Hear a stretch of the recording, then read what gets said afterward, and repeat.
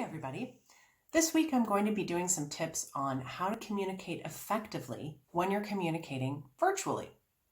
Today's tip is one of my favorites. I call it the virtual teleprompter. So of course, eye contact is essential whether you're in person or in a virtual meeting, but particularly when you're working virtually and you don't have as much body language to work with, eye contact really becomes key. But if you're anything like me, you've probably prepared some notes for your meeting. There might be some points that you want to make sure that you make well. And what do? Because you don't really want to break eye contact. You don't want people to see the crown of your head while you're reading your notes. So I have 2 points for this.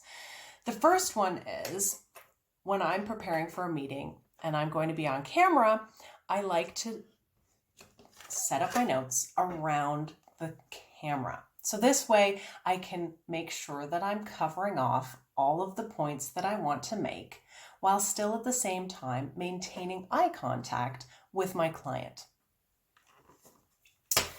So that's tip number 1.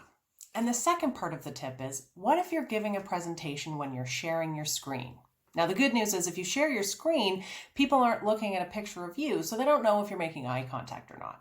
However, you might also need a virtual teleprompter because what if you have prepared your speaker notes within the presentation?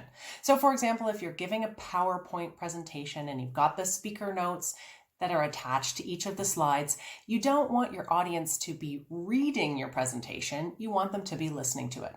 So the way to get around that is to forward your presentation to another device, either your tablet or your phone, so that while you're giving the presentation, you can read the speaker notes from your device while everyone else is looking at the presentation that you've shared from your computer.